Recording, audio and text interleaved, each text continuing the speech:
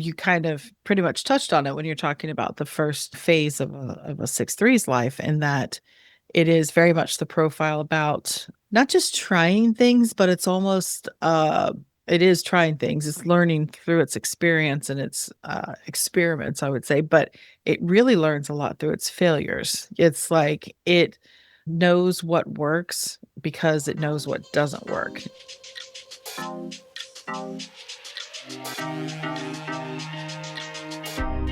Human Design reveals who you are energetically and who you came here to be. I'm Dana, your Human Design guide. And I'm Haley, on this journey with you to uncover the power of human design. Together, we're here to explore how embracing your authentic self is the ultimate path to a life of more freedom and fulfillment. Welcome to the Human Design Hive podcast. Let's get into it. Well, hello, Haley. How are you?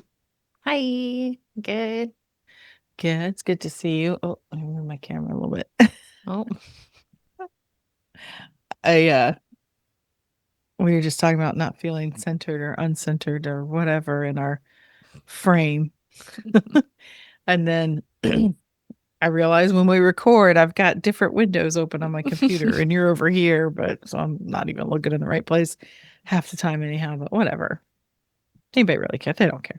So how you doing today, Haley? Good. You already asked me that. Things might have changed in the last 10 seconds. 30 seconds. Yeah. And they're good. I'm excited. I'm excited. You're excited? Yes. Why? Yeah. Well, at the time of recording this, Coastal Baseball is your alma mater. Is gonna play tonight the first game of the final round of the College World Series. So it's the top of the playoffs, the top tier. The final two teams. Yeah, which we've been playing. Yep, your alma mater. Yes. In a way, mine too. Never graduated, but I didn't even plan it when I put on the shirt today that I'm wearing teal. Didn't even plan it. It's not really teal, but it is when you see it more in my light. It's teal. I'm wearing black. It's one of the colors. You got your turquoise earrings on. Oh, I do. You're really rocking it more than I am. It's black and was it teal and bronze? Teal and bronze. I don't have any bronze. Black is the other thing. Black is the other thing. Yeah. So it's good to fun little summertime baseball for sure. We'll be watching as well. Yeah. And who knows? Maybe, by the time this comes out, it's going to be well and done, this game for sure. It's going to be a little while from now, but because, hey, we are like planning ahead here. We're actually getting some things recorded ahead of time, which is so not us. We're usually flying by the seat of our pants, but we are getting things recorded because you have events coming up in your schedule. So I want to make sure we got through these things for everybody. But here we are with another profile episode. We are rounding the bases on these profiles here. We're starting to bring it home. We're down to the last 3. I believe. Yeah, there's 3 more. Well, this one and 2 more. And speaking of bringing it home, the profile that we're featuring today is the one that is at the end of the 12 profiles, which is the 6-3. We still have in our series 2 more to do because we're not doing them in order because this felt like we want to shake it up a little bit. And sometimes like a 6-3 or some of these other profiles with the 5s and the 6 always get left to the end because they are at the end of the hexagram. But so we're going to look at that one today. But before we get into the specifics of the 6-3 profile, let's just talk for a second or two about profile in general and what it is we're covering here, what we're talking about, where it comes from, all that good stuff. Because even though this is a series, we want to make sure that in a standalone here episode, if somebody wants to listen to just one episode, and maybe they're not real familiar with human design and what profile is, we can give you a little synopsis here. So let's do that. So Haley, how would you describe profile? Oh, how would I describe profile? What do you know? Oh, Lord. I'm on the spot now.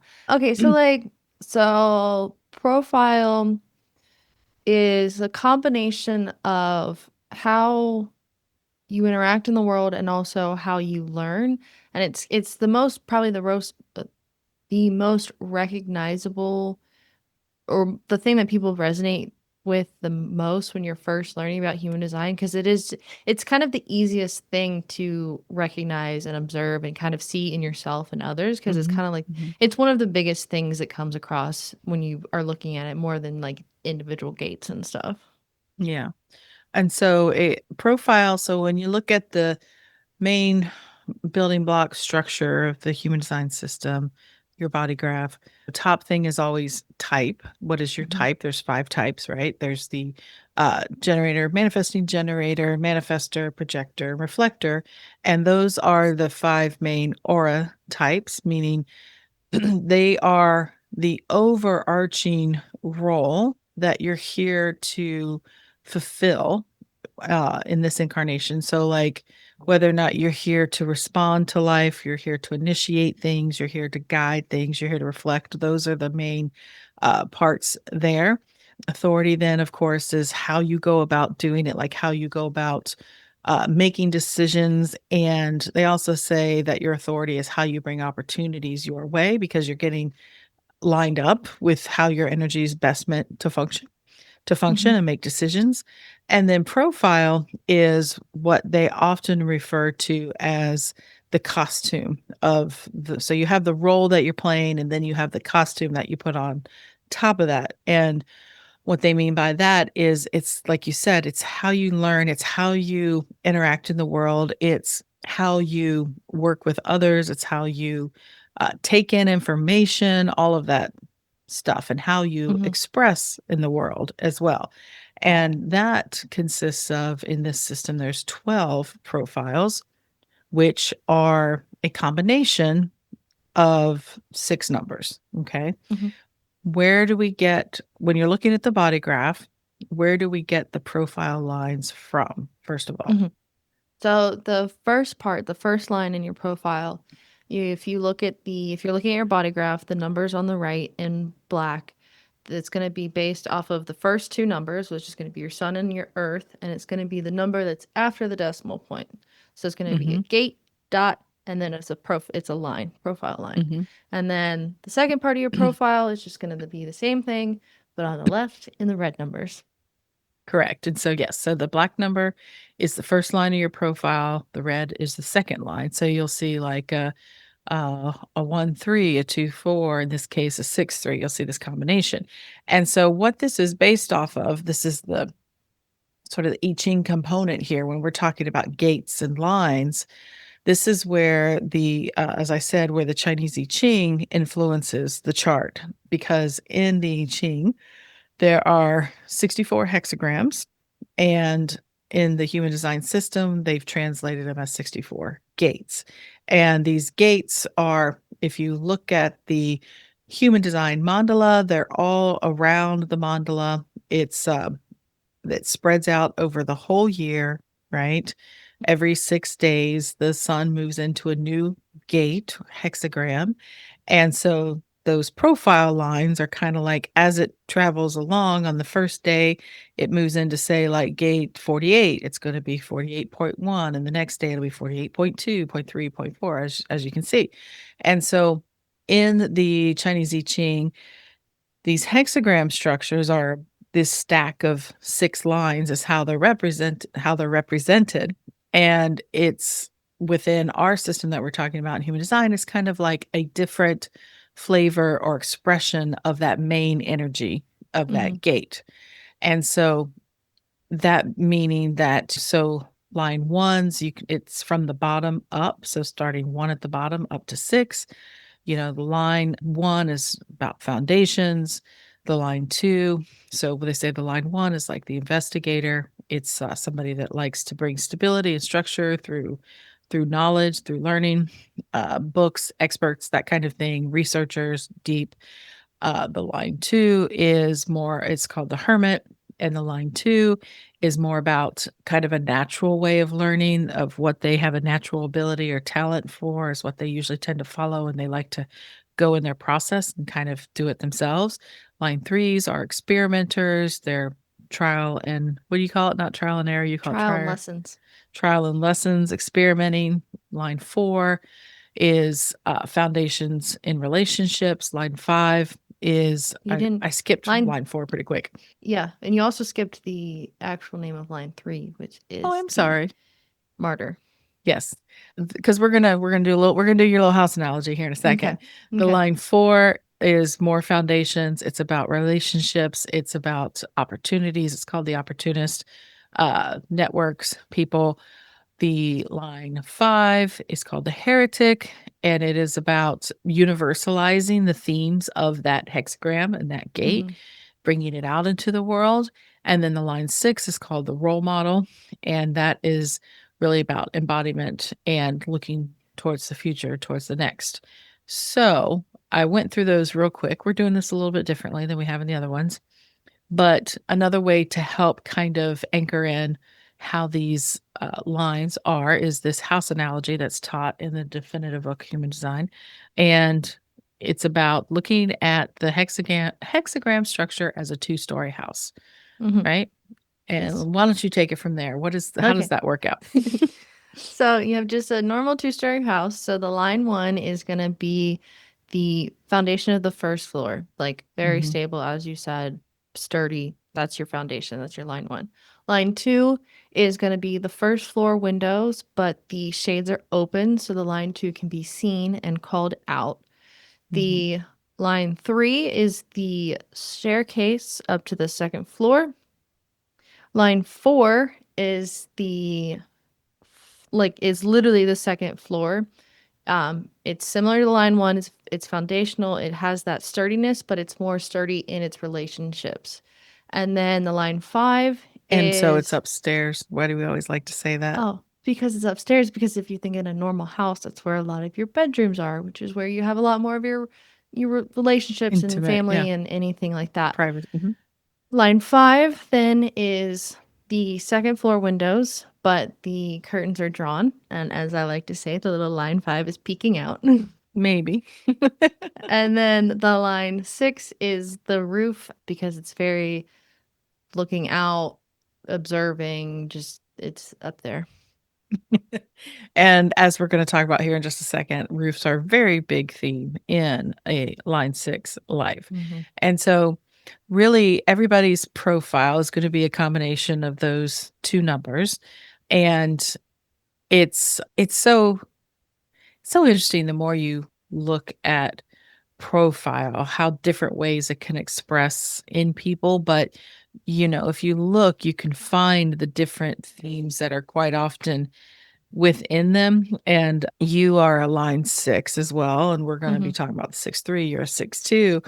And so there's going to be a lot of things you can kind of relate to with a 6-3, but it's going to come out a little bit differently.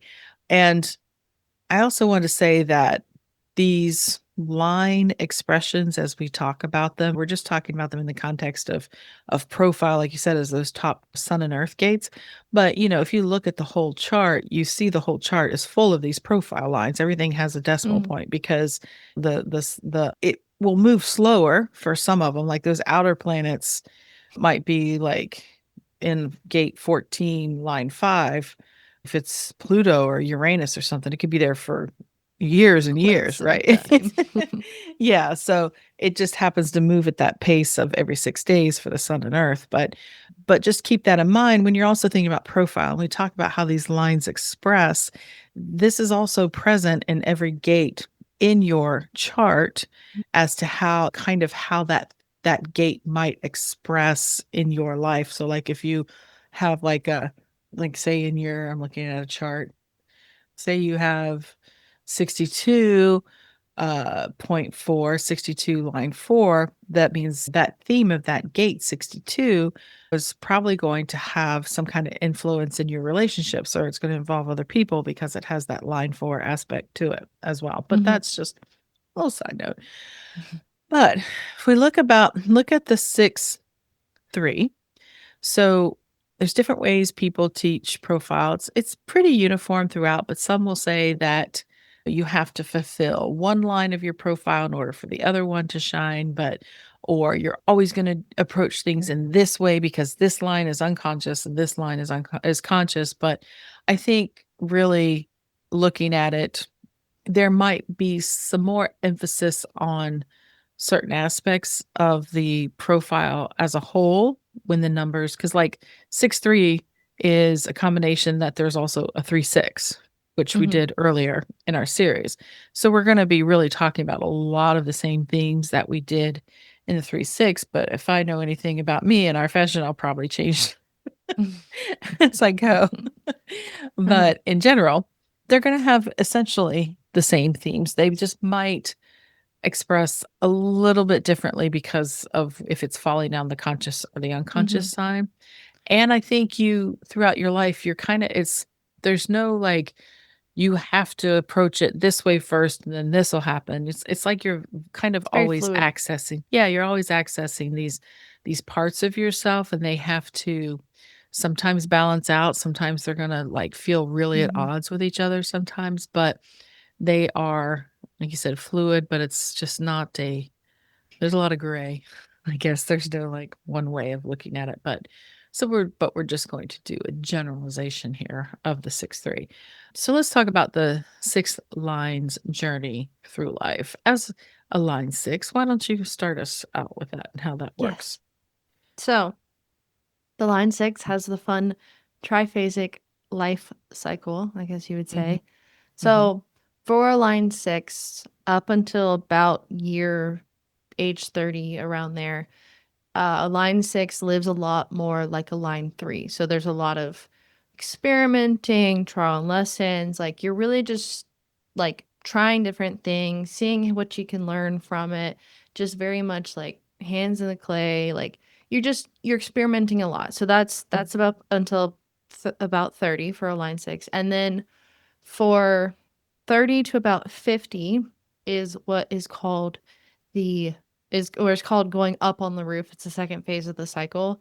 And in there for line 6, there's just a lot more of kind of like building stability, I guess you would say. Like it's when a lot of people as a line 6 may start families or enter into very serious relationships or start businesses. Like it's just a lot of this like building and growing and just kind of more like it's more a little even keel. It's like it's a little pulling back too. It's Yeah. like not feeling the need in that earlier stage of like being in the thick of things and trying everything. It's kind of like a retreat in a way. Yeah.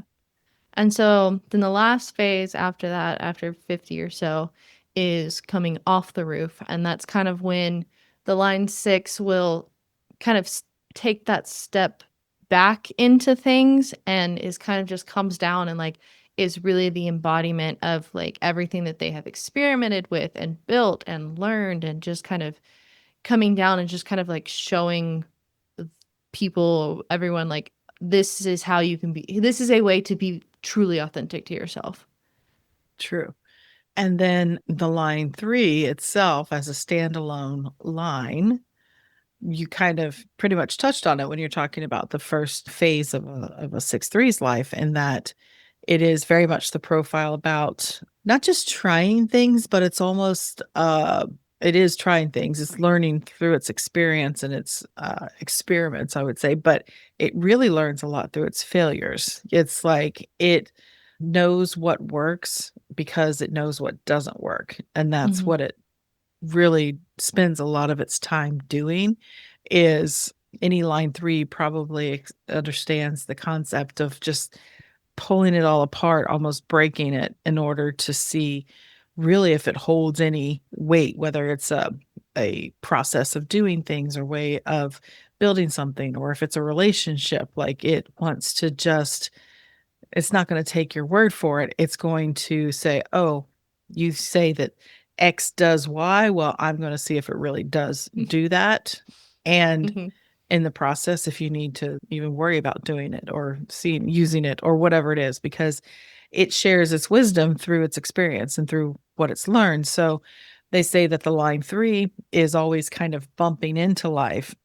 Life is bumping into it because it's both ways, because it has so much exploring to do. It has so much to wisdom to gain through manipulating the actual like world around them. It's a very, of all the profile lines, it's very much like when they talk about the line 3, it's one that has a very physical nature to it because it's really engaged in this 3D world of ours. Is that a 3D world? Yes. I always get confused when they talk about that. I'm not that. I guess Yes, I'm not that enlightened. it's 3. I don't know. I felt confident, and now I'm like, Oh, you I did. don't know. You did.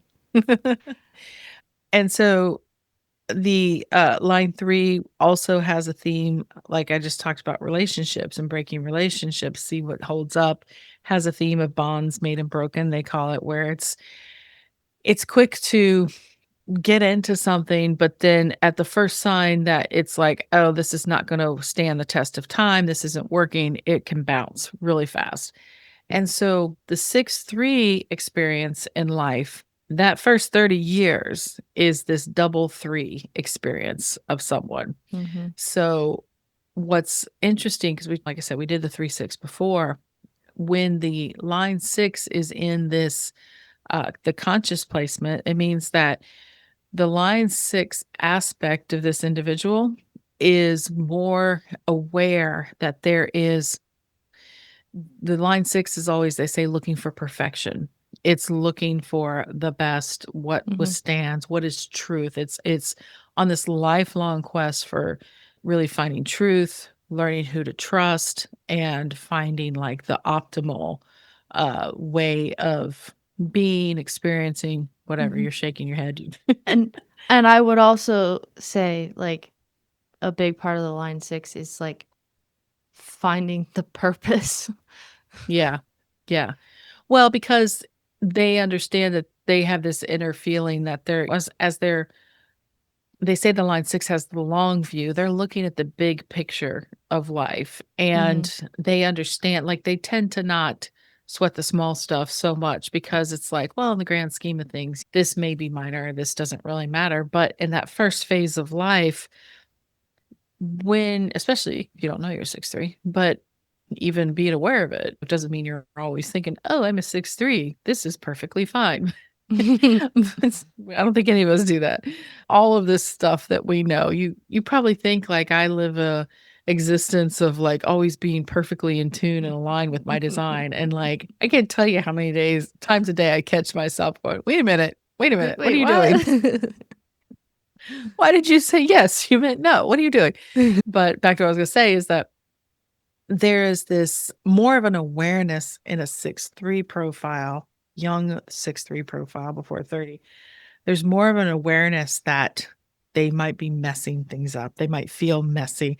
They might deal with a lot of shame and guilt because there's something within them that knows that there's, if they're looking for perfection or a better way, it's almost like they feel like they're coming up short all the time because they can't get there. They're still in this phase of life bumping into them a Mhm. lot. And And maybe, making a yeah, mess and purposefully. thinking, "Oh, well, maybe this is the job. Like, this is the job that I'm going to have. This is what I'm gonna do. This is gonna be great." Or, "This is the perfect person for me. I knew I would find them. Here they are." And then a year or 2 years later, everything blows up again because it's, like, always going to be on this path of learning and also the almost the path of always having things kind of get messy so Mhm. that if you think about the 6-3 stands at the end of the profiles where it starts all over again. It's not like just it's over. I mean, Mhm. the sun will move into the next gate and then it'll become a 1-3 profile. So a 6-3 profile as the sun's going through the mandala, it just moves over into a new gate with a line 1. So it's looking to the next thing.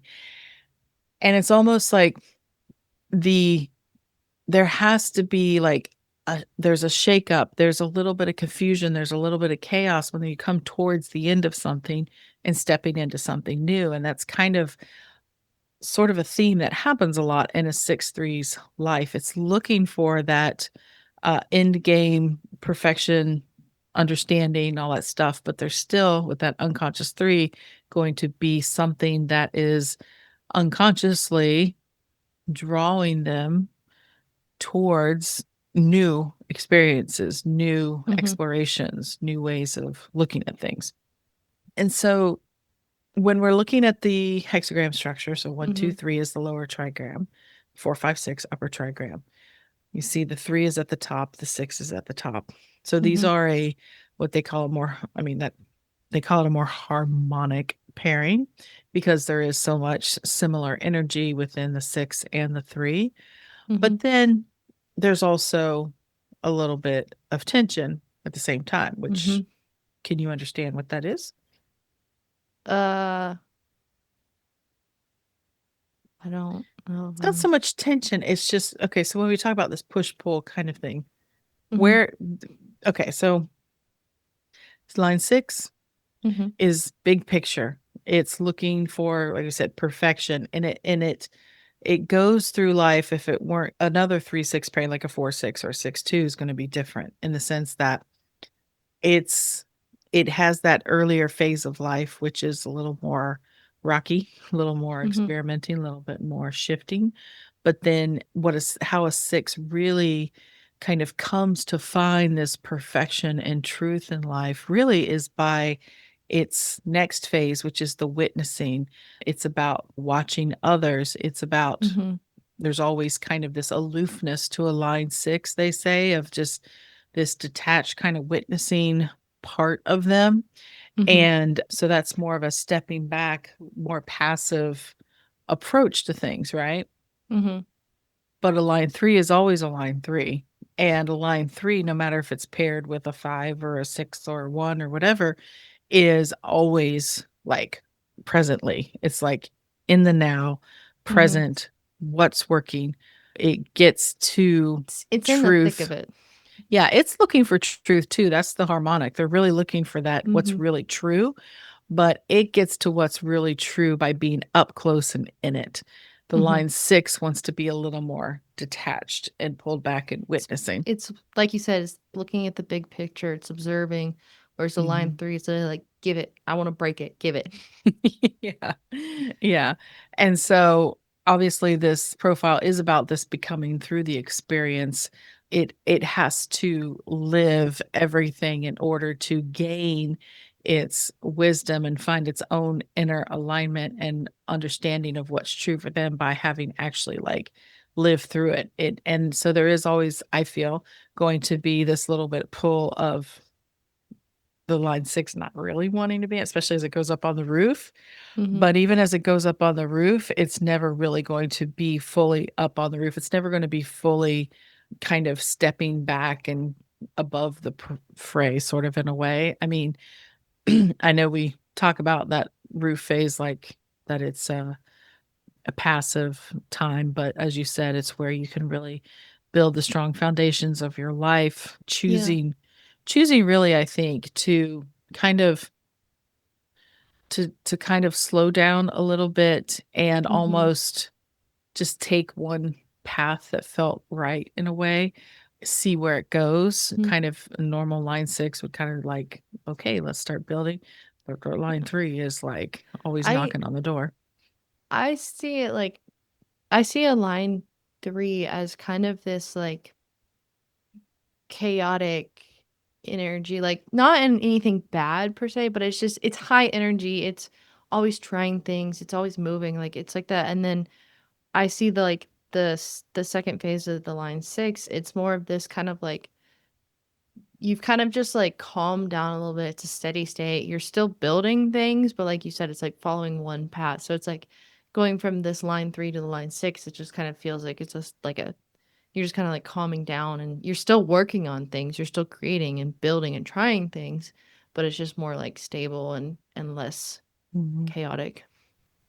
Well, and they say also in that roof phase for a line 6 is about, it's a time to kind of the word they use is healing, which always, it is what it is. The word is healing. I always find a little weird using it sometimes. I'm like, because it just sounds like it's such a precious time. Like you're being very precious in life. I'm healing. Like doesn't mean you had to have gone through a bunch of trauma or turmoil. I mean, you may have had a blast in the first 30 years of your life, but as a line 6, like, you may have enjoyed every freaking minute of it, but still as a line 6, there's going to be a realignment that needs to happen, where maybe because you did try different things that you really do have to, like, get in within yourself. You do have to pull back and understand, okay, I tried all these things, or but what's important? What do I want to keep living? How do I want to really show up, kind of thing? And so, and sometimes that does take some healing work, which is really, in my opinion, of just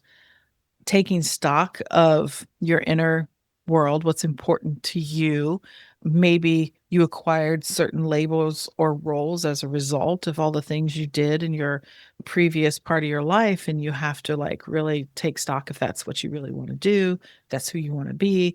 And in general, that's what, especially between 40 and 50, for all of us, is about that. I mean, the planets and their big cycles are going to take care of that for you, because you have, like, the Saturn return around 28, 29. You have the opposition at 40, and then you have Chiron return at 30. So there's a lot happening there in those 20 years, even though we always talk about it, a roof phase. But for all of us, there's going to be a lot going on. Everyone has kind of their own roof Yeah, moments. sort of. Yeah. So anyway, really for the line 6, more so than any of the other profiles or even role model line 6 profiles, this combination of the 6 and the 3, and the 6, or the 6-3 being the end of the profiles, is that it really is about the full embodiment of who you are and who you came here to be and what you want to be in life. That is what this profile is really deeply rooted in expressing and role modeling, I guess, to the world. Like, this is the essence of the true role model in this pairing, because it is moving on to the next, in a way. So you are learning to be a role model on how to be yourself. And stop, period. That's it. Yes. Yeah. But you're going to be on quite an adventure all the time. You're going to be someone who's quite resilient, because they say, with the line 3 being on the design side, or they refer to it also as the body side of the chart, if this is someone who is really designed to have life bounce off of them and they bounce around in life, like, their physicality is actually quite stable and sturdy. Like, they're built for it. They're built for the hard knocks of life. Their physicality could actually be very, as I said, resilient and strong. I mean, it's not a hard and true, but I think when we look at the 3 people we're looking at today, when Is it I kind of was, obvious? I think it kind of is. I mean, in a way, when you look at it just in that one aspect, uh, people that definitely are getting in it. So even though life could be kind of a school of hard knocks, especially in your early years, but it's always going to kind of keep coming up, I think, in your life, just know that you're built for it. I mean, this is what you're here to do. You're here to learn in that way. And so if 6-3s, you probably will look at them as very resilient people, that even though they might have stories to tell of crazy things that happened in their lifetime or experiences they've had, they still just kind of show up of very, especially depending on where they are in their life, if they're a little bit older, of like, yeah, that's just life. That's just like, you gotta get in it. You gotta live it in order to learn from it. And that's pretty much what the 6-3 is all about. So we we also like to look at the types, the 6-3 or the profile by the type. Just a real quick primer there on how your type and your strategy can support the profile and vice versa. All right. So first of all, let's look at the generator types. So in this context, we generally are talking about the sacral types here when we're going to go through this real quick. Sacral being, they have defined sacral centers. So that's the center of life force, energy, workforce. It has sustainable, always there energy available to them. And sorry, I'm getting a little catch in my throat. And so with the defined sacral, they get what we call the sacral response, meaning their defined sacral center will give them a yes or no answer when presented with things that come their way. The yes or no, and that sacral response is what helps guide you to the correct use of this immense and sustainable energy you have. So, if you could imagine, this could be for a 6-3, if somebody has so much like hands-on experimental energy, following that sacral is going to be really helpful in the sense that it's going to help guide you to the experiments, to the experiences that are going to be best suited to your evolution as a line 6. Because like I said, the generator type, so I'm talking about generators and manifesting generators, their aura is what they call open and enveloping. And that's because it's meant to attract things, because that gives the sacral something to respond to. And so it's meant to do that. And then if you think about that line 3 energy with life bumping into them, so there's going to be a lot of things probably coming your way. There's probably going to be a lot of things that you experience, but if you follow your sacral response, it may be a little bit easier to navigate which thing is worth digging into and which is not. So, a special note for the 6-3 manifesting generators. This is a rather tumultuous, I would think, experience the first 30 years, especially because manifesting generators are also meant to kind of, well, they are here to help us discover faster, more efficient ways of doing things, of using this energy of building and doing. And so in that case, they've got their hands on lots of different things. They might have lots of different projects or interests or even relationships at this point we're talking about. There's a lot of variation for the manifesting generator because that's how their energy works best, is to have a lot of things going on. They've got a lot of energy. So you can imagine this person who already, it's kind of a double here. It's a double. It's a triple three in my instant. I would think, because I'm thinking about, especially that 30 years, the double 3 profile. But then also, if you're a manifesting generator, they also have a reputation for sometimes messing things up, skipping steps, trying lots of things, doing the wrong thing, breaking it again, because they are experimenters, also manifesting generators. They're a let's try it kind of thing too, because they know that, well, if it doesn't work, I'll find a better way. on to the next thing. On to the next thing. And so just a special note there for the 6-3 manifesting generators to honor yourself and your energy of really potentially making mistakes. You're meant to make mistakes because they are there to help all of us, because your energy is to try these things and to see what works and what doesn't work and what could be done better and faster and more efficient, so that you then share that with the rest of us. And so it's a special, it's a very special role you have to fill in this lifetime of really being super present in your life and honoring that what may seem to others as kind of a chaotic energy, but it's really important. Right. And I would like to say, when we say chaotic, we're not talking about there's just flying monkeys everywhere or anything. Like I said earlier, like not in a bad way. It's a lot. It's just, it's not the norm. And it's something they can handle. Yeah, it's not the slow and steady, like one foot in front of the other pace. It's like, whoa, what's next? What are we going to try next? Like, okay, we'll go this way, we'll go that way, whatever. That's the MG for sure. Yes. Okay, 6-3 projector. Projectors are here to what, Haley? Help what? To guide. To help guide and manage, particularly sacral types, because projectors are undefined sacral centers. That's what makes a projector. And they have a non-motorized throat. So that means they are here to become wise about how to use that sacral energy. But also projectors, their aura type is more focused on the other. So if you think about an aura that literally around the heart center just kind of reaches out into whoever's right in front of them, especially one-to-one with a projector, is a very interesting and sacred almost kind of connection because they can truly like feel into the other, and that's what helps them guide and manage others because they can really understand individuals and what they need and what would be a best use of their energy and their resources. However, in having such a gift, they also have a hard time seeing themselves. They're so focused on Mhm. the other that they don't always see themselves and what their own gifts and talents are. They're not thinking about themselves. They're usually thinking Mhm. about other people. Mhm. And so for a 6-3 projector, what is the strategy for the projector, Haley? To wait for the invitation or recognition. Right.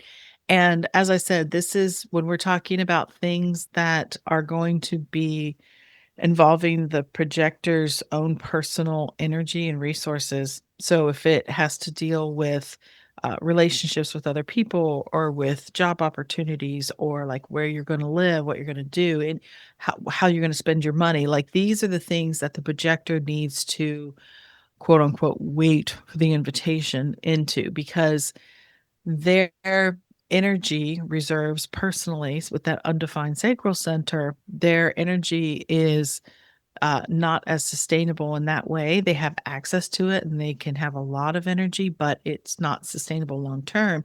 And there's a very specific use for their energy in order to help guide and manage others. Mhm. So that invitation comes from the right people recognizing the projector for the thing that they really want to offer, or what they can really feel strong within themselves of what they want to help guide and manage people with. So, like the recognition part of that is the projector needs to recognize themselves first as their authority of their own life or whatever it is that they feel that authority over, and then allow the building up of that energy and that confidence to then have others recognize it in them and be like, oh, you can help me with this, or oh, I would love to invite you and your expertise into this. And so for the 6-3 projector, this is going to be really really helpful because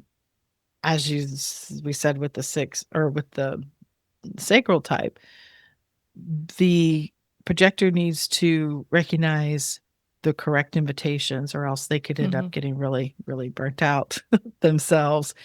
because they want to be seen and they want to be heard and they want to Mhm. be recognized, and so there is a tendency to either share prematurely, which gets them ignored, or even people don't really want to hear from them, or they're pushing too hard and they might accept any invitation just to be seen and recognized, and it's not the right path for them, and it could Mhm. lead to some unnecessary bumping into life because they've got to be solid within themselves first, and then they can accept those invitations that are correct for them.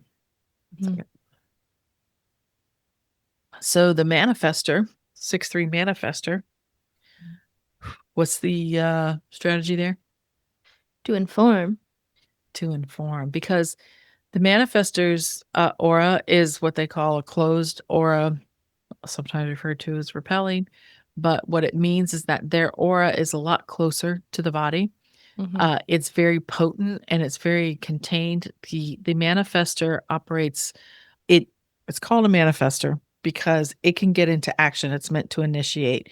It can Mhm. get into action without the assistance of others. Yes. Pretty much manifestors, manifesting generators, they can both get into action without others. It's a configuration of the energy in their chart. But what it Mhm. boils down to is they have the energy to initiate things, to get the ball rolling, to start things, right? Mhm. However, the manifestor doesn't always know when that's going to happen, when that's going to Right. occur. And so they have, I always think the manifestor is like directly connected to the muse or to source divine in the sense that they have their own internal nonverbal creative flow that's happening, and they need to follow that, but they don't always know when it's going to be time to jump into action. Mhm. It's going to, I mean, they'll internally know when it's time, but, like, they can't predict the time, I should say. They Mhm. can't determine the time. And so that's why they are encouraged to inform those around them when maybe they feel that energy building. Maybe they can tell that something's going to probably happen soon, or I'm going to be shifting soon, or maybe I'm going to need some time alone soon, to let people know that don't take any offense. Things are changing. Yeah. This has nothing to do with you. This is all me. But I may be doing this next, or I might want to go here next, or even just like getting up and leaving the room to go get a bowl of ice cream. Like, just tell some people where you're going, for God's sake, because the informing helps the people around you feel involved, but also feel a little more safe almost, because with that closed, repelling-ish, I don't like saying repelling, but aura, it's impenetrable. It's close and it's impenetrable. Yeah.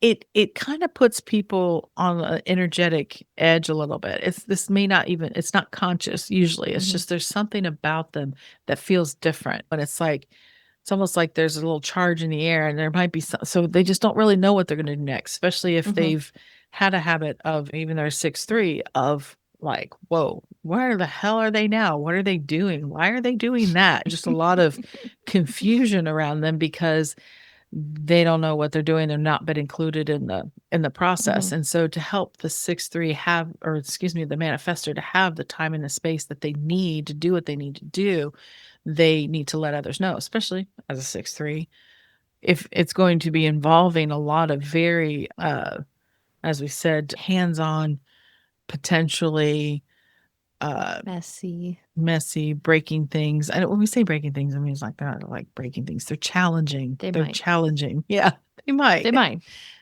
But they're challenging the norms. Established way, or the norms, or they're not taking people's words for it. So there could be a lot of, really, for the people around them, a feeling of uncertainty a lot of times, and just giving them a heads up will help ease your path towards doing what it is you need to do, and exploring and trying what it is you need to try. So, sorry. You don't have to apologize to me either. Dry mouth. So lastly, we have the 6'3" reflector. And what makes the reflector unique, Haley? They have no defined centers. Correct. If you were looking at a reflector's chart, all the centers on the chart would be white. They have gates defined. They don't have centers defined. And so their role is to, in the scheme of things, is to reflect back to their environment, to their people, what is happening. And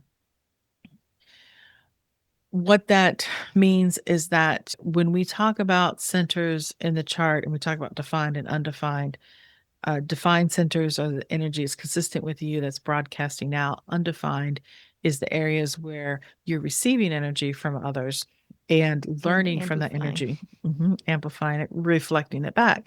So with a reflector, they're constantly doing that. Now, they're built for it. Their nervous system is made for this. They're made to, if you are another type that has a lot of openness, but you still are going to have at least one channel in order to be a different type other than a reflector. So you could be even a generator with one channel, right? But that means that, yes, you're going to have a lot of influence in your life from other people, but you still kind of have an anchor point of what is you, what is defined. Whereas the reflector doesn't really have that solid anchor point. It varies over time, and it varies depending on who they're around. So or the moon. Yeah, that's what I was getting to. The they are different. There's only 1% of the population. I still have not in person met a reflector, but they are affected, or they not affected, but they're more referred to as lunar beings, lunar types, because their strategy and their non-authority, inner authority, is to chart the cycles of the moon as part of their authority. So what that means is they're very tied to it. Yes, that means that as the moon moves through the Human Design mandala, it goes through every single gate in a 28-day cycle. So as it moves through the chart, it can highlight different, if there's a hanging gate projector has, it's at some Reflector. point, sorry, at some point, the moon is going to highlight that opposite end of Mhm. that channel. So there are certain days in their month that they will have different definition.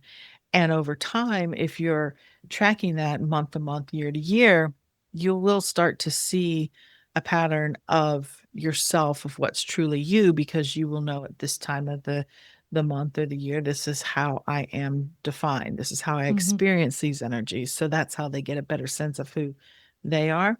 But in the day-to-day life, they're really influenced by their environment, by the people in the environment. And so the rule of thumb with the reflector is, if the people in the environment don't feel good, the environment's not correct for you. Or if you walk into an environment and it doesn't feel right, it means that you don't really need to be there. It's not going to be bringing to you the people that are going to be right for you or for you to learn from. So for a 6-3 reflector, that moon, charting that moon is going to be really, really important.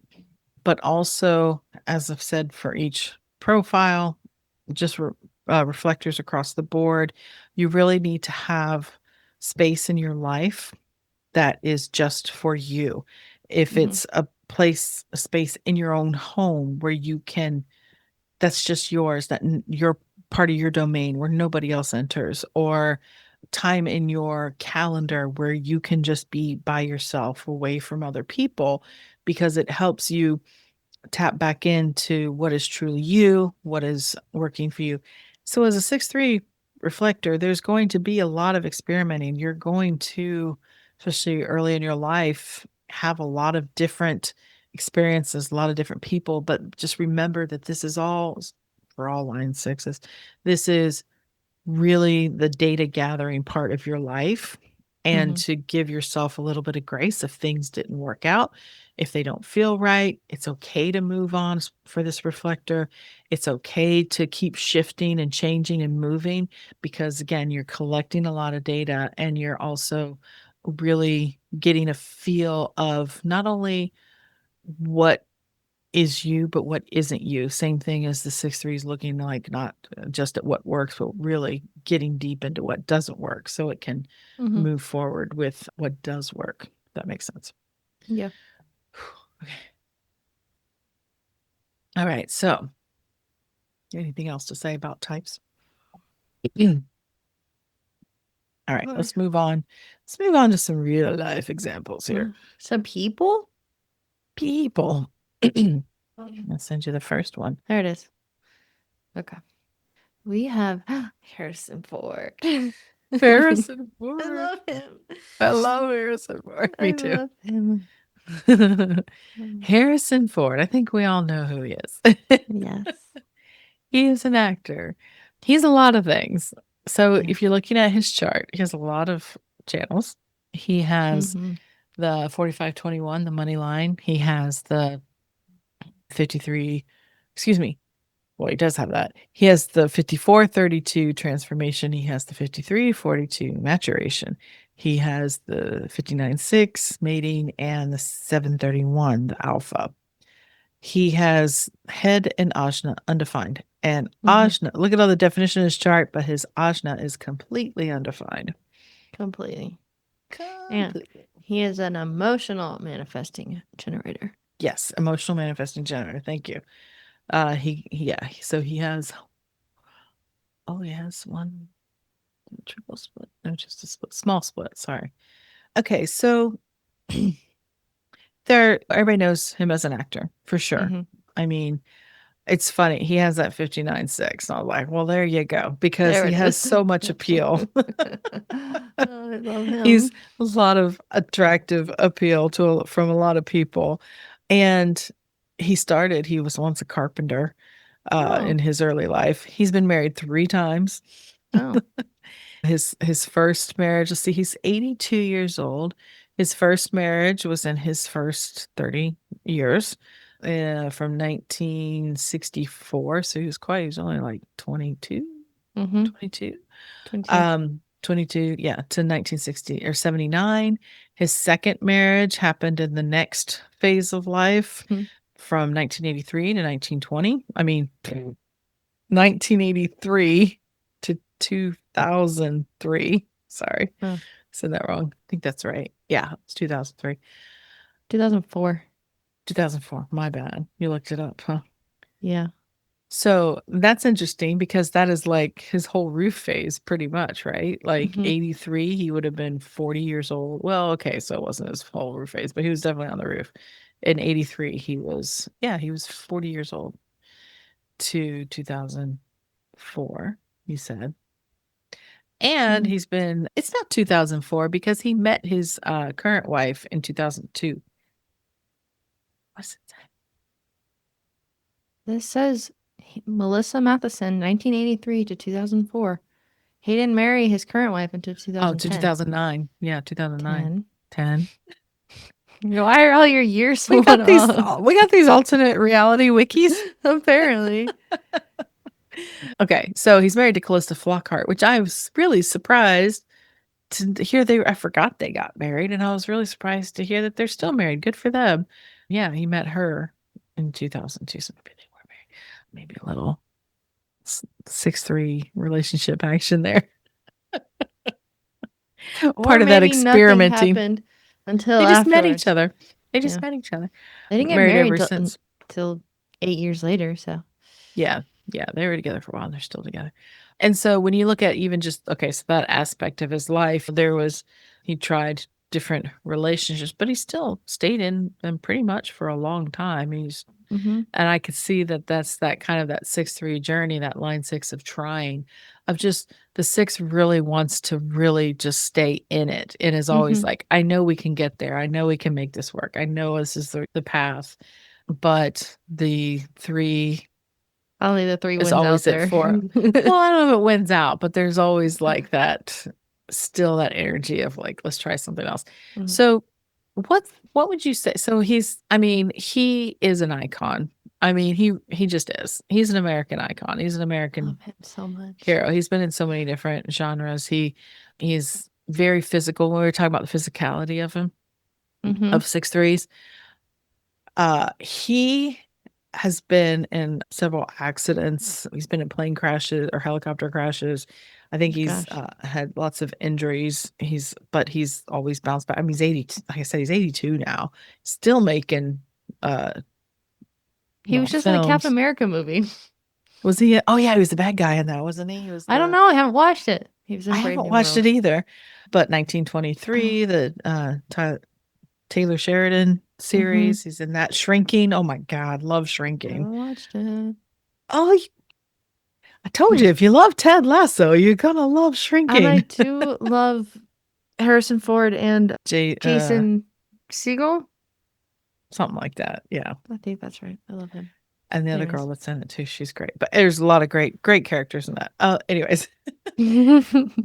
But he's a pilot. He loves to fly. He's been flying since he was really, really young, and helicopters and planes. Like I said, he had on his wiki, I'm sure if you scroll down, you'll see a list of different plane flying incidences that he's had. There are whole aviation incidences.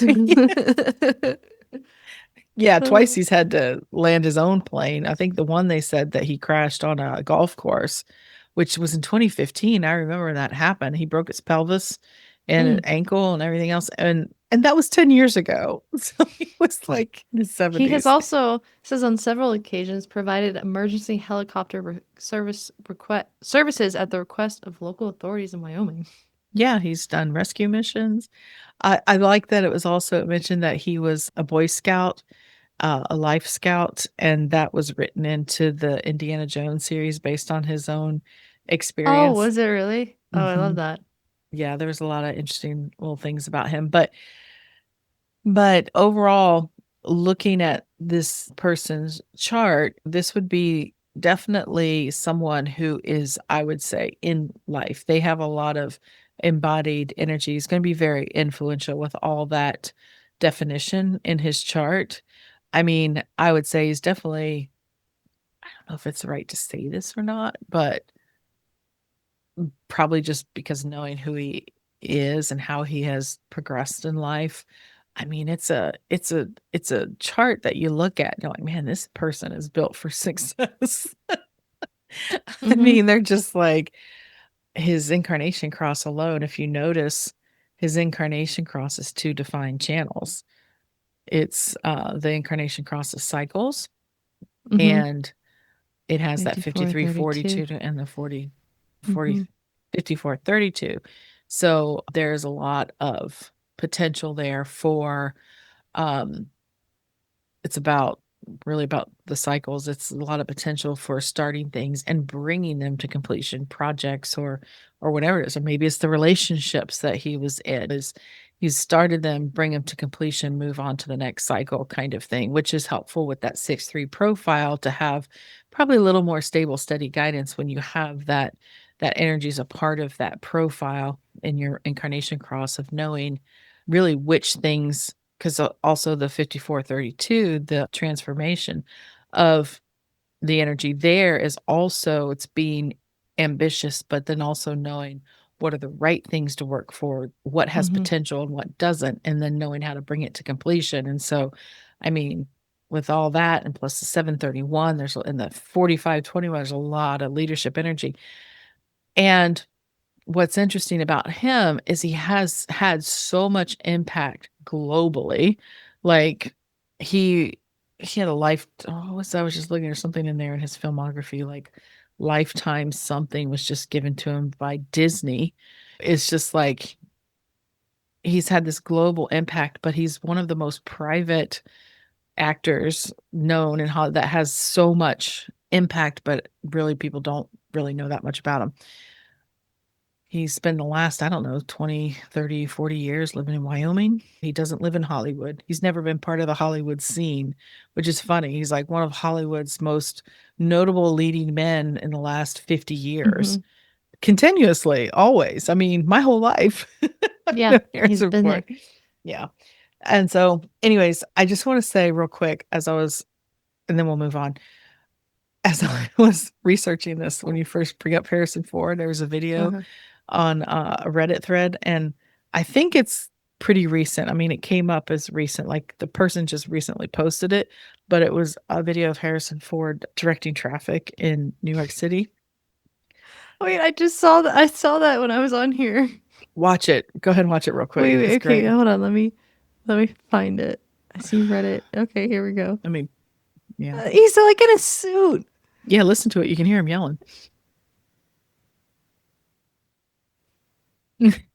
Get out.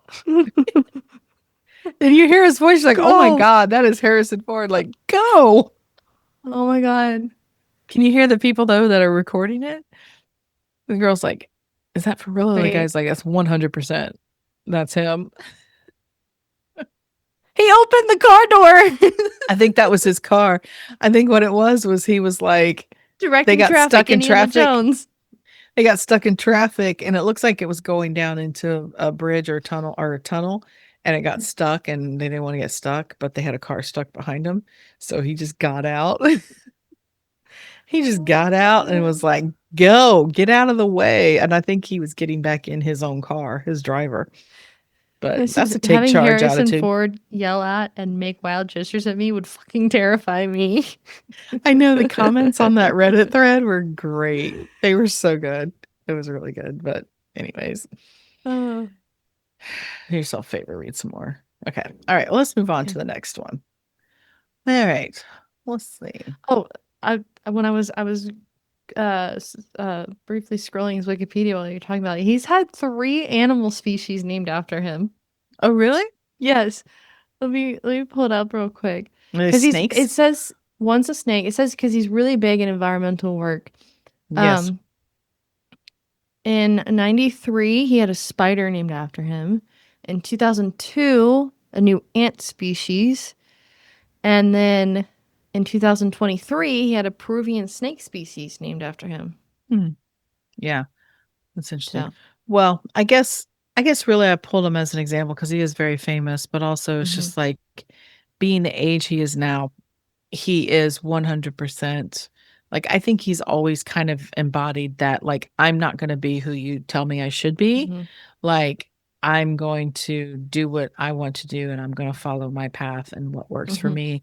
He's tried lots of different things, but he's also stayed very true to who he is, and then you see him directing traffic in New York City, and you're like, he sure is.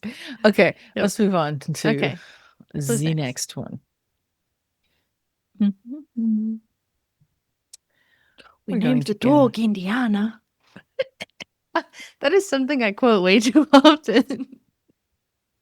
somebody else. Some of the you got to go back when you're done and look at more of those comments. They're so good. I will. All right, I just sent it. Okay. Whoop. Okay. What do we got? Another leading Matt man. Damon. Yes. Yeah, Matt Damon. Yes. Here we Cool. have little Matty Damon, 54-year-old, 6'3" emotional generator. Mm-hmm. He has the channels 2343 defined, structuring, 4629, I should say, discovery, and the 59-6 mating. Little Maddie and I have quite a lot in common. Did you that second channel? Did you say 2649 or 4629? 40, I started to say 20, but then I said 4629. Yes, Okay. 29, 46, 46, Okay. 29, discovery. Yes. I have those 3 channels. We were also born in Oh. 1970. He's born October 8th. I'm November 20th. He's in Boston. So the only other 20s. channel I have the 3457. He doesn't have that. We have a lot in common. Mm-hmm. Just those 3 channels. Nothing else really. Anyways, although we do have a lot of the same spleen gates, but anyways, he has no undefined centers, but he does have an undefined head. What did I just say? He has no completely open centers, is what I meant to Yes. say. But he has Yes. undefined head, undefined ajna, but he has undefined head, undefined will center, undefined root, undefined spleen. Split definition.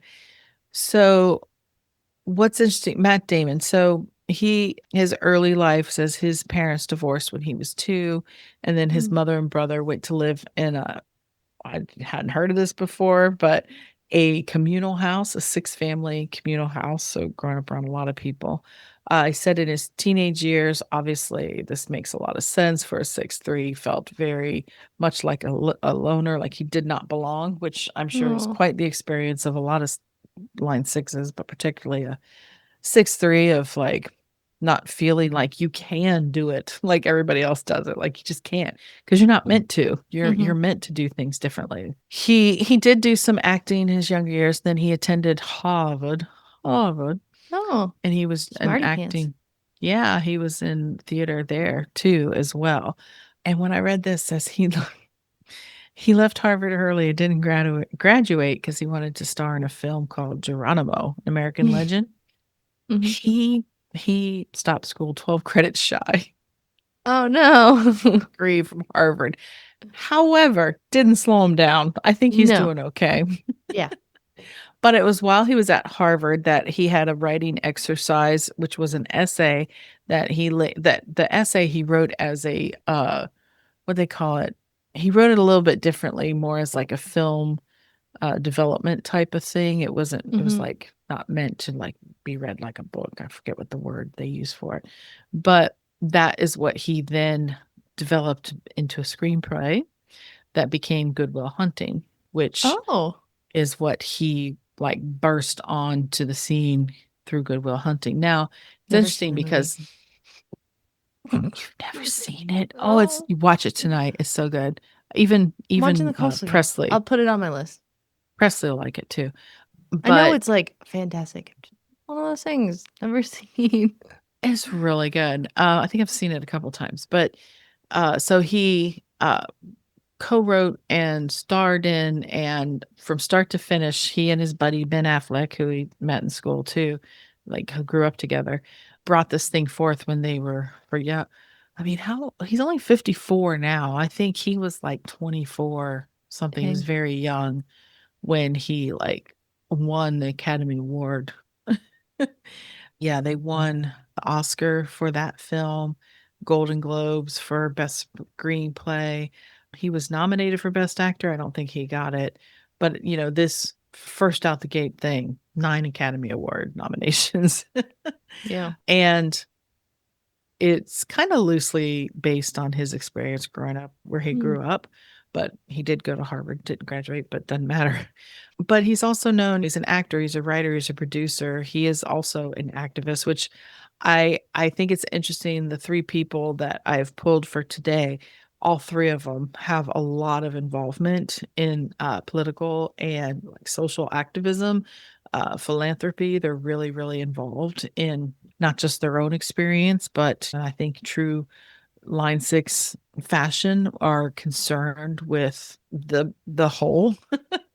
So he alongside, I mean, oh my God, what a group of men. Matt Damon, George Clooney, Brad Pitt, Don Cheadle, and 2 other guys nobody's ever heard of. Oh. Because they're not actors, I don't believe, founded the Not on Our Watch project, which is an organization that focuses on global attention and resources to stop and prevent mass atrocities across the globe, which a lot of people give a lot of shit for.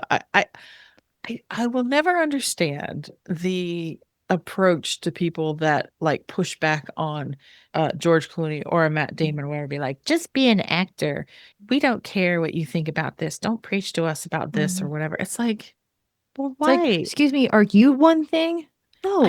I've never understood people that say you're just an actor. I'm like, these are Because they think people it's that something belittling to be an actor. Those yeah. people work fucking hard. Well, not only that, isn't that what we're always saying is that, well, you're so well off and you have so much money, you should do something with it. And then people do something with it and they're like, They're oh, like, you shut no, up. We don't want to do hear things. who do you think you are? Are you better than us?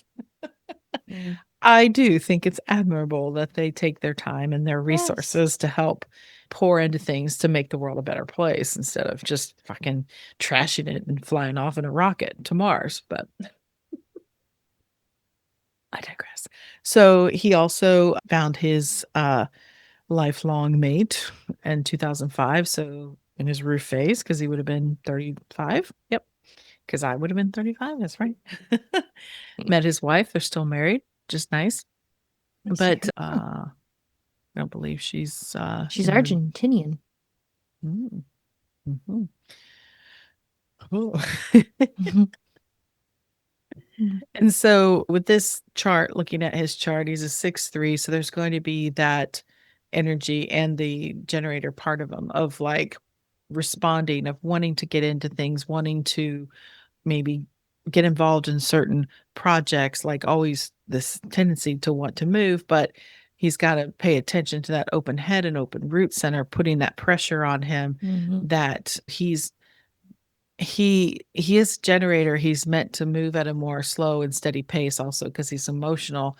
That I would say to make sure as a 6'3", if you were just like looking at someone's chart like this, you'd be like, well, you do have the energy to do, especially in the physical part of this world, but you have to really follow that response so you don't burn yourself out by your need to like prove yourself or to get the things done, or maybe working on projects and ideas that aren't even important to you, but because of these open centers in your chart, undefined centers in your chart, creating this pressure within you to maybe feel like you have to move in a certain direction, maybe try this experiment. But if you tuned into your own personal strategy and authority, it would help better guide and manage your resources personally so that you could really fully move in the direction you're supposed to go and not be motivated by all these outside factors. So that's what I would say about that chart. Anything else you want to say about Matt Damon other than how much you love Matt Damon? Yeah. I do. I was looking at his Wikipedia, all his movies, and I was just like, how many I've seen.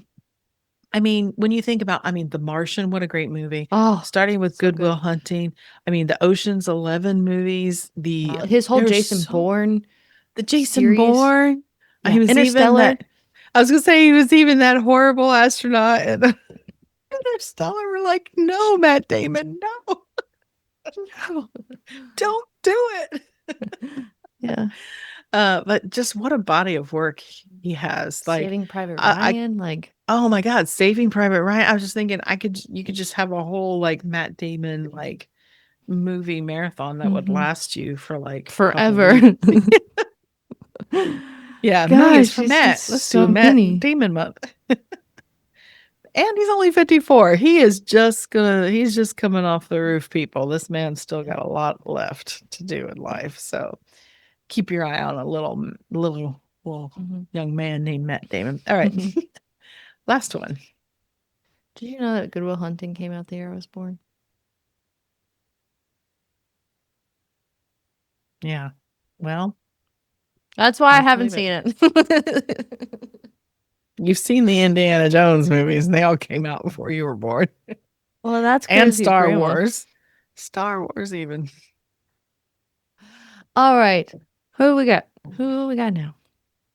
Serena Williams. Hell yeah. Serena Williams. What do you notice about Serena Williams that is surprising to you? She is a mental projector. Right? Who would have thought? Not I. No. There's a lot happening, and there is so much happening with so little. Literally, one channel is defined. That's it. But there's so much happening. And that channel is? Curiosity 5611. Yes, from the ajna to the throat, which is what creates her definition. She's a mental projector because she has no definition below the throat. So there's no motors, which if you looked at this chart, they would call it a no energy projector. Some projectors could have a root center or the will center or the solar plexus defined. Like a friend of mine has all three of those defined, but she's still a projector. She doesn't have a sacral. And so it's quite interesting that she doesn't have any of this. She's only 43, so she's in her roof phase now.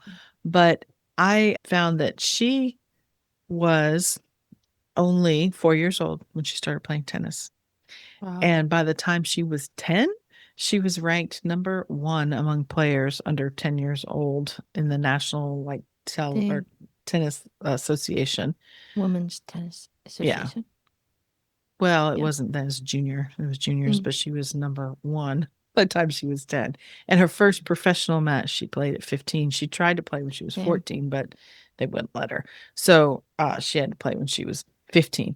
And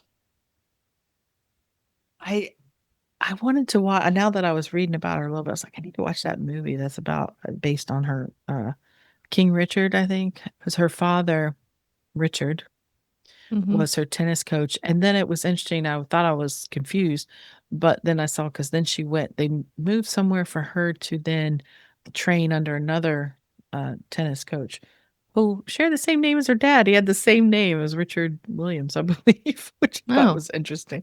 But what? I was just looking at her siblings' names, and some of them have the father's last name, some have the mother's last name. Wow. Anyways, well, yes, she has half sisters and or half siblings, but Venus is her sister. They have the same set of parents, full set of parents. And so I don't think that when we're talking about the 6-3 and the quote unquote experimenting, messiness of life, all this stuff, from the outward side, she doesn't really fit that mold because her life has been about one path towards tennis and perfecting. Although, I'm seeing this headline here that says how Serena Williams nearly became a punk guitarist. Yes, she does have a lot of different interests, that's for sure. But then now I'm looking at her chart. She has the unconscious 58 is her unconscious sun, which is joy and vitality down in the root, which starts off that circuitry there, that collective circuitry of refining and perfecting. And she's a line 6, so she's looking for the truth, the perfection, the things, the people she can trust in life. And she also has the 48 is her defined in her Saturn, conscious Saturn. And so I think that would create this drive in someone to have it within her to keep applying herself and keep going deep in her mastery of her craft, which is tennis. I found it interesting. I did not know she was married to the Reddit co-founder. Her name is Alexis Ohanian. They've been married since 2017. And I mean, in 2017, she announced she was 20 weeks pregnant, which meant that she had just won the Australian Open earlier that year while she was 8 to 9 weeks pregnant. Hell yeah. I remember when I was like, holy crap, I remember being 8 to 9 weeks pregnant. Of course, I wasn't an athlete to start with, but that is some trying times in your life. But I mean, so you picking up a lot of energy around her with all that openness and that Testament to undefined sacral. the resiliency you're talking about of the Mhm. 6-3s. That's what I was saying. These, yes, I'm glad you mentioned that again about Harrison Ford, Matt Damon. Very much. I mean, they're leading men and they're known for action roles too. Same with Matt Damon in the Bourne series. Like you said, he's done a lot of physically active roles as well. And then, of course, Serena, as a tennis player, is a very active person.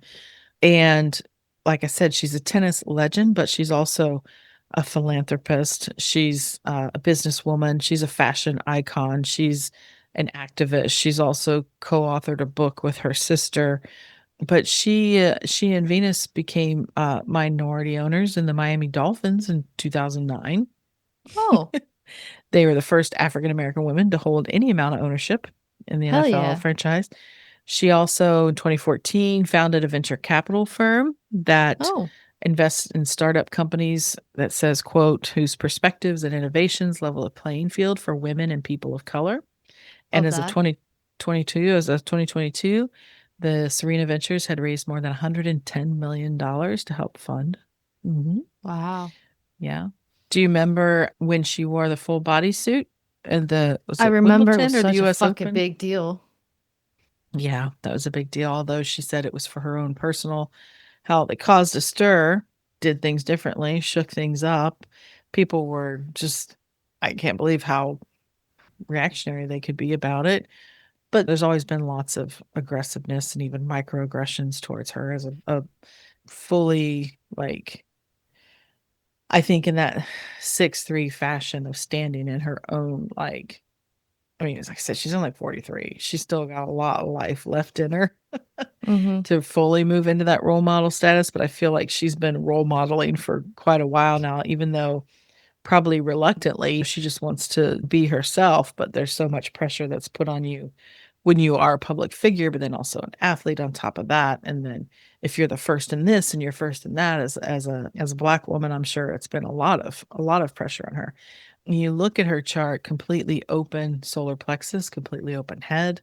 So, but of course, all the other things too, there's just going to be, if I didn't, you don't know anything, you're looking at someone who has this kind of configuration, it would be very much, I would recommend having those trusted people around them that they fully know, have their best interest at heart, and can quote unquote hold space for them in the sense that a mental projector really needs to be able to talk about what they're thinking about, feeling, what they're contemplating, because they're not necessarily always looking for advice. They just kind of need to get the stuff that's in their head out into the world. So it's almost like so they can hear themselves talk Mhm. about it, helps them process it, helps them understand what's actually happening there.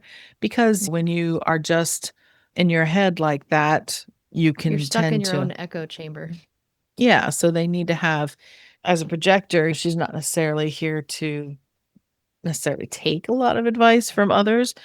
And so she doesn't need people to be giving her a lot of advice. She just needs people that can help her process and reflect what it is she's thinking, Mhm.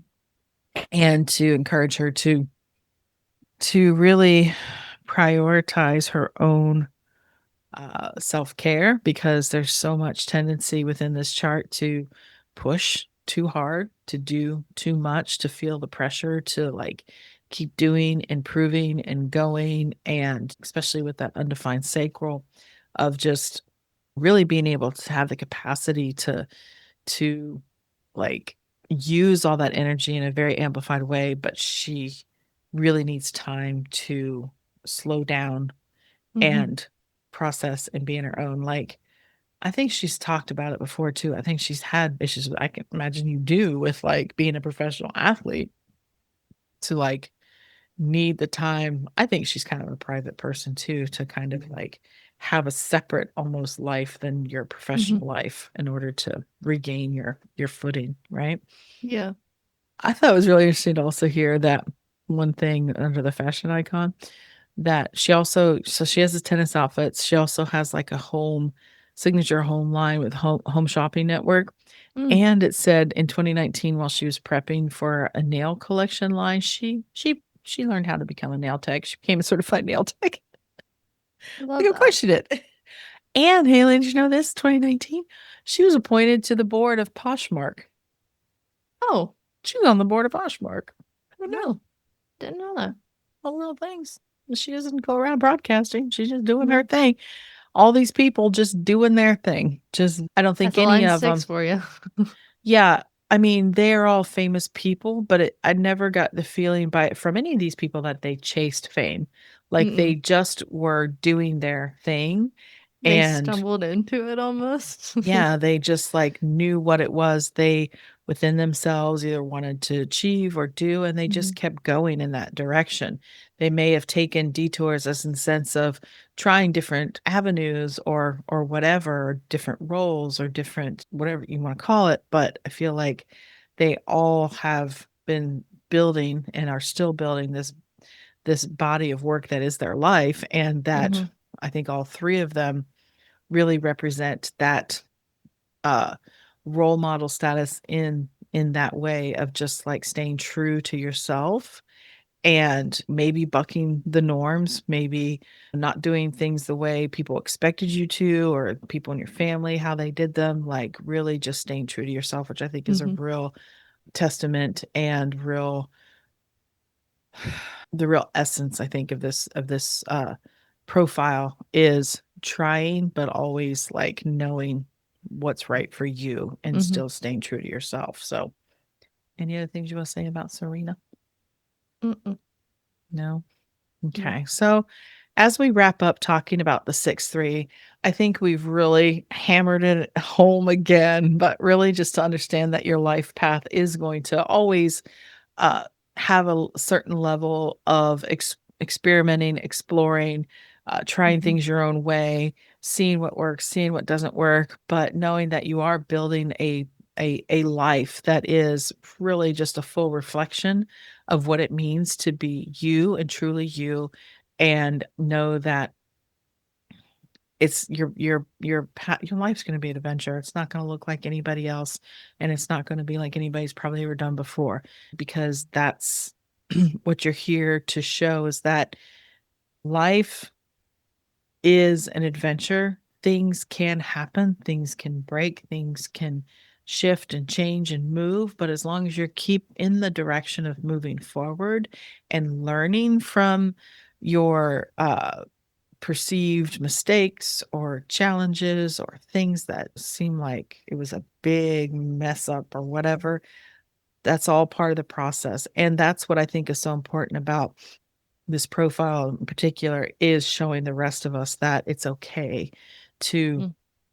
it's okay to try new things. It's okay to experiment. It's okay. It doesn't mean that you are uh off track or off kilter if maybe for a Mhm. season of your life you try something different. It's always going to inform ultimately who you are, who you're here to be, and what you're here to give the world. So Mhm. 6-3. Yeah. There it is. All right. So as we come to the end of the episode, you know what that means it's time for, Haley? What You didn't set it up right. time is it? Nope. What's I'd say this. What is it time for, Haley? That's what Yeah, I said. but that's not what it goes. You're supposed to just say Not it's what it time goes. for. Oh, I have to, I can't deviate at all. Don't you know me? You got into a routine with it, and we're sticking with it. I thought I did a good job there. Okay, Haley, that Yeah. means it's time for. The incarnation cross of the week. I have expected to be like, I want to do it now. That's right. The incarnation cross the week, where at the end of every episode, we try to highlight one of the 192 incarnation crosses in the human design system. And incarnation cross is very tied to profile because it also is derived from the top two gates on each side of your chart, your sun and earth Mhm. gates.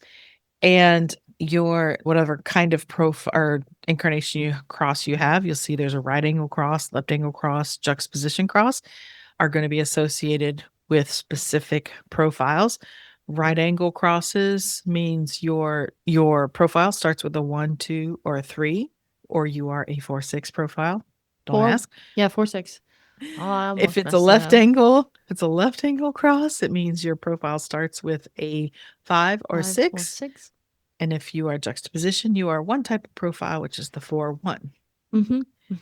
And so incarnation cross is somewhat complicated to explain, to teach, but at the same time is one of those aspects of your chart that when we talk about type, it's like it feels more active because it's choosing to align with your energy by choosing how it is you interact, like the waiting to respond thing or having a sacral response or the invitations. Like you kind of modify your behavior, right? If you come into human design and you're learning about it and your life hasn't been working the way you want it to, if you can look at those things and go, oh, well, no wonder I've been working against how my energy wants to naturally interact in the field and how it's meant to do, right? So when you talk about type and strategy, I think it's a more active thing, right? When you're talking about profile, this is something that just emanates from you because it Profile is or incarnation profile. cross? Okay. Oh, and sorry, both, but really incarnation cross, sorry, because it is those defined gates that are at the top of your chart. And as we said before, these gates themselves also kind of exist on a spectrum of experience. There's highs, there's lows to it. But when you're following your type and a strategy, you're following your type and strategy, you're aligning with how your energy is meant to function. That means just naturally your expression of these gates and these energies tend to come at that higher vibration because you're just expressing it in the way you're meant to. So, quite often in the system, we kind of tie cross with your life path, your purpose, because it's those 4 gates that make up such a huge part of your experience because they are the sun and earth gates. So, that's why we like highlighting them and sharing them with people because they, when we're talking about them now, we're looking at the higher vibration, I guess. I hate to say it because it makes it sound like there's a bad aspect. There's not. This is like the full potential, kind of what you're here to be and what you're here to give the world. It's just like this is what it is when the volume's turned up to 11. Like this is the highest. You dialed in on the right station and you're like ready to go. You're It's coming fucking through great. jamming. You are jamming. So today we're going to talk about the left angle cross of cycles. Okay. Okay. So this Someone is had this. This was Harrison, wasn't it? Yes, it is. That's right. I did do that on purpose because I loved it. Okay. So it is the sun gate on the conscious side, gate 53, beginnings. Earth is in gate 54, ambition. And then on the unconscious side, the sun is in gate 42, growth, and earth is in gate 32, continuity. So we have beginnings, ambition, growth, and continuity.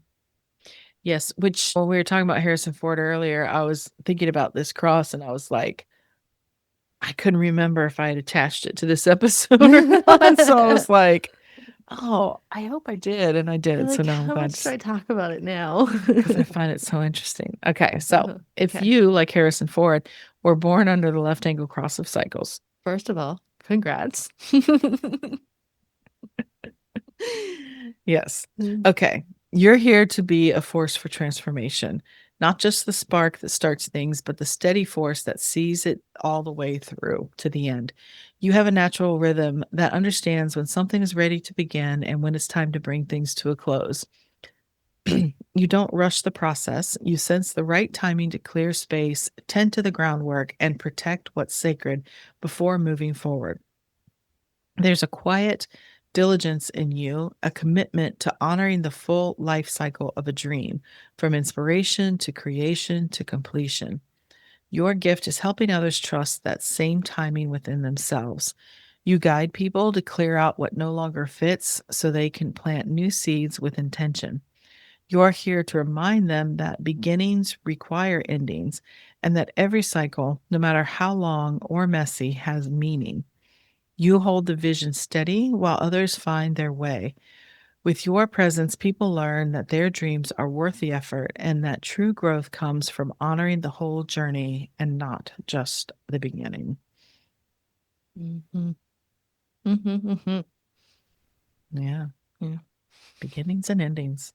What's worth it? Cycles. Cycles. All right. So that brings us to the end of another episode. To completion. To completion, as some would say. That is correct. And once again, we are so happy that you are here hanging out with us, listening. And especially if you made it all the way to the end. Wow. Good for Thank you. you. Kudos. Extra credit. Extra gold star. We appreciate you. And hey, come and meet us on our next community call, which is going to be on July 23rd, 7 p.m. It's a Wednesday. If you're on the mailing list, you will get all the details there. And I should always have something prepared. Yeah, I should have something prepared about promoting other things. And I always forget to do that. Are you going to be here on the 23rd? What day I'll do you be get here the here? Oh, you're here the 21st through the 26th. So 21st through oh, I thought it was the 28th or something. So it's the 21st through the 26th? Yeah. Oh. Not a full week. Oh. But yeah, so come hang out with us, meet us. I'm sure we'll still be talking about profile. It's free. It's open. You just got to get on the email list so you get all the details, and we'd love to see you there. And until next time when we come back with another profile, again, we thank you for being here. And until next time, Haley, bye for now. Bye.